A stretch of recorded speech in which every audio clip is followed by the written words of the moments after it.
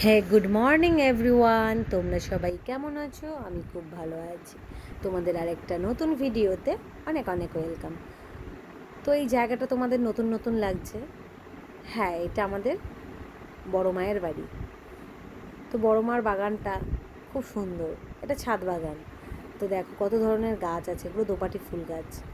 তো বেশ ভালো, বড় মা খুব যত্ন করে গাছগুলোকে। তো চলো, প্রতিদিন তো আমার রান্নাই দেখো, আজকে বড় মার রান্না শেয়ার করবো তোমাদের সাথে।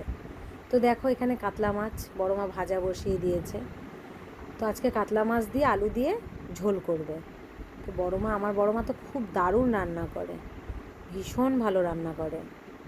তো দেখো কাতলা মাছগুলো ভেজে নিচ্ছে প্রথমে, তারপরে দেখো এই যে শিলে লঙ্কা বেটে নিয়েছে। আমি বড় মাকে গিয়ে বললাম যে তোমার রান্নার ভিডিও করি, এদিক দিয়ে আবার আলু বসিয়ে দিয়েছে মাংসের জন্য। তো দেখো এখানে জিরে ফোড়ন দিয়ে আলুটাকে ছেড়ে দিয়েছে। তা ও বড় মাকে আমি বললাম যে তোমার রান্নার ভিডিওটা আমি করি। এ দেখো এবার কাঁচা লঙ্কাটাকে আলুর মধ্যে দিয়ে দিয়েছে। তো ভালো করে কষিয়ে নেবে এটাকে, তারপরে দিয়ে দেবে হলুদ গুঁড়ো। তো হলুদ গুঁড়ো দিয়ে ভালো করে কষিয়ে নেবে যাতে ভালো করে কষে যায়। তো একটু লবণ দিয়ে দিল, এরপরে সব একসাথে কষিয়ে নেবে। তারপরে জল ঢেলে দিল কষানো হয়ে গেলে। এরপর যে ভাজা মশলাটা করা ছিল সেটা শিলে বেটে নেবে। এখানে দেখো তেজপাতা, শুকনো লঙ্কা আর জিরে। তো এটাকে টেলে তারপরে বেটে নিচ্ছে। বাটা রেডি, এখন ঝোলে দিয়ে দেবে এই বাটাটা।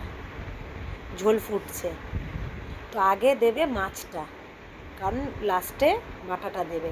লাস্টে বাটাটা দিলে বাটাটার টেস্ট থাকে আর গন্ধটা উড়ে যায় না। তো দেখো মাছগুলো একে একে দিয়ে দিয়েছে, ডুবিয়ে দিয়েছে ঝোলে যাতে ভালো করে ফুটে যায়। আর এখন বাটাটা দিয়ে দেবে।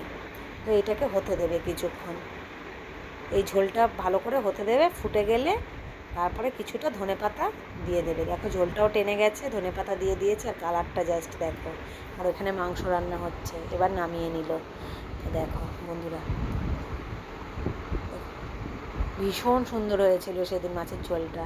তোমাদের কেমন লাগলো জানিও, আর আমার পেজটাকে লাইক ফলো করতে ভুলো না। চলো টাটা।